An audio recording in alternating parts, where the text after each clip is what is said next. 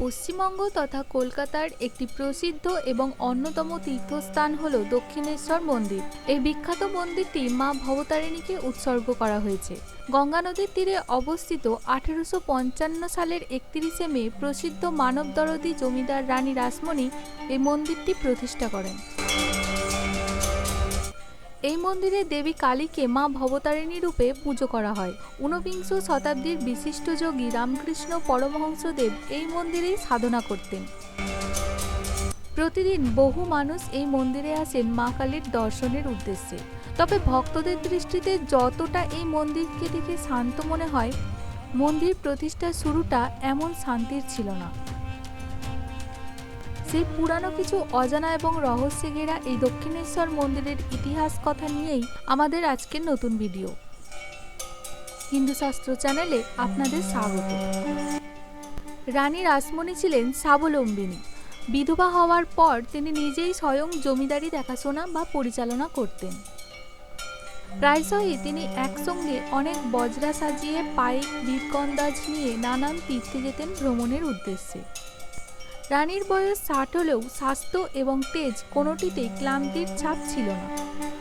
এই প্রজাদরদী রানী রাসমণি স্থির করেছিলেন কাশীধামে গিয়ে বক্রেশ্বর ও মা অন্নপূর্ণার দর্শন করবেন।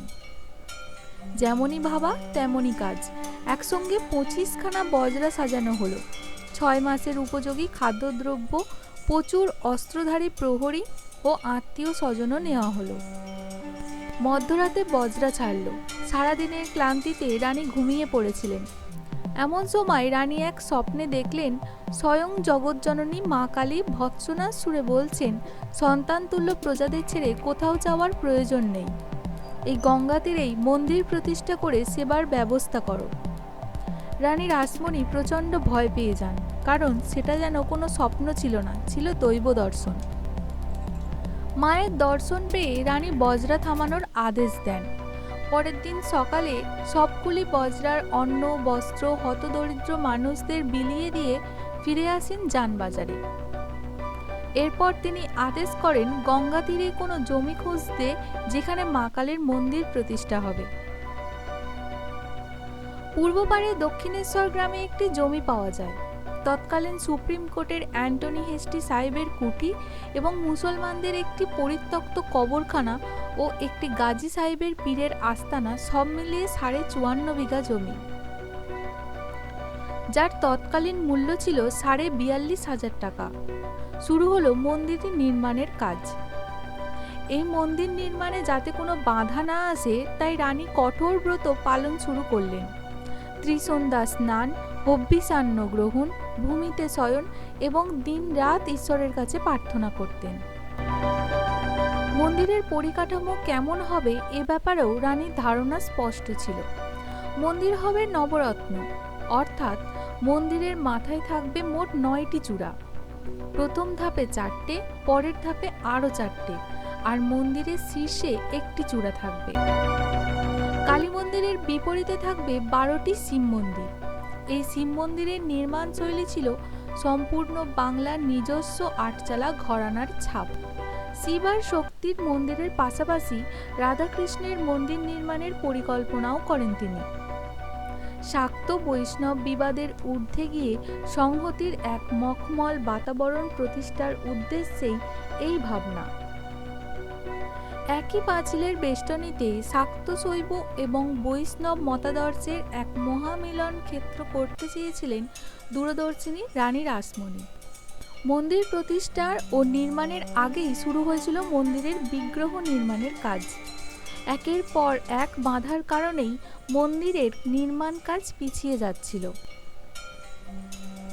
তবে মূর্তি নির্মাণে তেমন কোনো বাধা আসেনি। কালো ধূসর আগ্নেয় শিলার ব্যাসল্ট পাথর দিয়ে তৈরি হয় বর্তমানে দক্ষিণেশ্বরের কালী মূর্তি। চতুর্ভুজা দেবী মূর্তির উচ্চতা 3 ফুটেরও কম, 33.5 ইঞ্চ। দেবীর গলায় রয়েছে মুন্ডমালা, কিন্তু কোমরে কাটা হাতের কটিবন্ধনী নেই। সাদা মার্বেল পাথরে নির্মিত সাইত মহাকালের উপরেই দাঁড়িয়ে রয়েছেন জগৎজননী। মূর্তির নির্মাণ কাজ শেষ হওয়ার পর কাঠের বাক্সের মধ্যে সযত্নে রাখা হয় কালী মূর্তিকে। বাক্সবন্দি মায়ের মূর্তি পড়ে আছে অনেক দিন, আর দেরি করতে চান না জানবাজারের রানী। মন্দির প্রতিষ্ঠার আর দেরিও নেই, কিন্তু সময়ে বিপদ বাড়ে। শুরু হলো নতুন সমস্যা। মন্দির প্রতিষ্ঠার জন্য আচার্য পাওয়া অসম্ভব হয়ে পড়ে।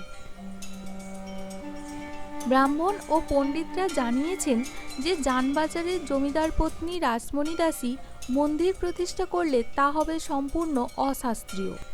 কোনো শূদ্রের মন্দির প্রতিষ্ঠা করার অধিকার নাকি নেই। এমনকি কোনো দেবদেবীও শূদ্রের হাতে পূজা গ্রহণ করেন না বলে বিধান দেন ব্রাহ্মণগণ। এটাই শাস্ত্রের বিধান।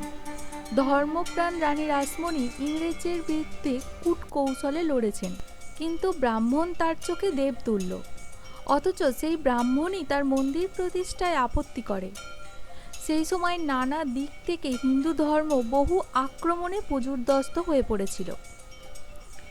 বহু সংস্কৃত গ্রন্থ অবলুপ্ত হয়েছিল এই সময়ে। খ্রিস্টান মিশনারিরা হিন্দু ধর্মের দোষ তুলে ধরেছেন ভারতীয়দের সামনে। এক শ্রেণীর ব্রাহ্মণ ধর্মের নামে গোঁড়ামি করে প্রতিপত্তি করতে চায়, আর একদল ব্রাহ্মণ পণ্ডিত মূর্তি পুজোকে পুতুল পূজা বলে প্রচার করছেন। এই রকম কিছু ব্রাহ্মণ পণ্ডিতদের বিরুদ্ধে গিয়ে পুনরায় হিন্দু ধর্মকে স্বাবলম্বী এবং স্বয়ং সম্পূর্ণভাবে প্রতিষ্ঠা করার লড়াই যেন শুরু হয়ে যায় অচিরেই। কিন্তু রানী রাসমণি পিছু পা হওয়ার ব্যক্তিত্বই নন। তিনি কলকাতার বাইরে লোক পাঠালেন পণ্ডিত আনতে, এবং অবশেষে সফলও হলেন। হুগলির কামারপুকুরে পণ্ডিত রামকুমার ভট্টাচার্য, তিনিই মন্দির প্রতিষ্ঠার বিধান দেন। যদি মন্দিরের যাবতীয় সম্পত্তি কোনো ব্রাহ্মণকে আগে দান করেন, আর সেই ব্রাহ্মণ যদি মন্দিরে বিগ্রহ প্রতিষ্ঠা করেন এবং প্রতিষ্ঠাকালে মন্দিরে অন্নভোগের ব্যবস্থা করেন, তবে শাস্ত্রে বাধা থাকবে না। রানী পণ্ডিতের কথা মতো মন্দিরের সব সম্পত্তি গুরুদেবের নামে করে দেন। এরপর পণ্ডিত রামকুমার ভট্টাচার্য আসেন মন্দির প্রতিষ্ঠা করতে। সঙ্গে আসেন তার 17 বছর বয়সী ভাই গদাধর।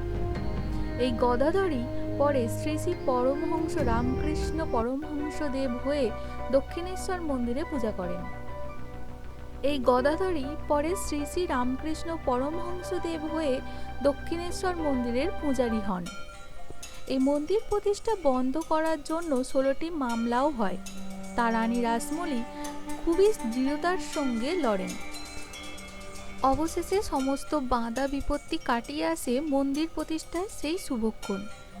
মন্দির প্রতিষ্ঠার দিনে 50-এর বেশি গৌড়ীয় ব্রাহ্মণ মন্ত্রপাঠের দায়িত্বে ছিলেন। নবরত্নের নাটমন্দির সহ সমগ্র অঞ্চল যেন নতুন ফুলের সাজে সুসজ্জিত হয়ে উঠেছিল। বরাহনগর থেকে নাটমন্দির পর্যন্ত ঝাড় লণ্ঠনের আলো সেই সময় এক অনবদ্য স্মৃতি সঞ্চার করে রাখে। ব্রাহ্মণ এবং গোস্বামীরা তো বটেই, উপস্থিত কাঙালিদেরও পেট পুড়ে খাওয়ানোর পর তাদের নগদ দক্ষিণা দেওয়া হয়। সব মিলিয়ে সেদিন খরচ হয় প্রায় 2 লক্ষ টাকা। মন্দির প্রতিষ্ঠার দিনের বর্ণনা দিতে গিয়ে প্রবোধ সাঁতরা লিখেছিলেন, সেদিন দক্ষিণেশ্বরে দইয়ের পুকুর, পায়েসের সমুদ্র, ক্ষীরের হ্রদ, দুধের সাগর, তেলের সরোবর, ক্ষীরের কুয়ো, লুচির পাহাড় আর মিষ্টির স্তূপ তৈরি হয়েছিল। ছিল রাশি রাশি কলাপাতা আর মাটির থালা বাটির পাহাড়। এসবের মধ্যে গদাধরও ছিলেন। দাদা শূদ্র নারীর মন্দিরে পুরোহিতের চাকরি করছেন, এটা তিনি মন থেকে মেনে নিতে পারেননি। তবে কদিন পরে ঝামাপুকুরের পাট চুকিয়ে দাদার কথায় শুধুমাত্র গঙ্গার টানে চলে আসেন দক্ষিণেশ্বরে। কালকে যিনি হরণ করেন তিনিই কালী, তাই কোনো এক অজুহাতে টেনে আনেন গদাধরকে পাকাপাকিভাবে। দাদা রামকুমারের পরে তিনিই মন্দিরের পূজারীর দায়িত্ব নেন। মূলত এই মন্দিরেই রাধাকৃষ্ণের বিগ্রহের পুজোর দায়িত্বে প্রথম আসেন গদাধর। পূজারী হিসেবে রানী শ্রীরামকৃষ্ণের জন্য বরাদ্দ করেছিলেন 3 জোড়া কাপড়, 4.5 টাকা, আর সেই সঙ্গে খোরাকি বাবদ তার 1 সের চাল, 1 পোয়া ডাল, 2 খানা পান, 1 ছটাক তামাক, 2.5 সের কাঠ। পরে এই গদাধরই রামকৃষ্ণ পরমহংসদেব হয়ে আসেন বাঙালির হৃদয়ে। সেদিন যদি দক্ষিণেশ্বরের মন্দির প্রতিষ্ঠা না হতো তবে আমরা শ্রীরামকৃষ্ণ এবং স্বামীজিকে পেতাম না। স্বামীজি বলতেন এই সব কিছুই নিম্নজাতির এক ধনবতী নারীর ভক্তির ফল। দক্ষিণেশ্বরের কালী মন্দির কোনো ধনী জমিদার বাড়ির পুণ্যকামী বিধবার মন্দির প্রতিষ্ঠা নয়।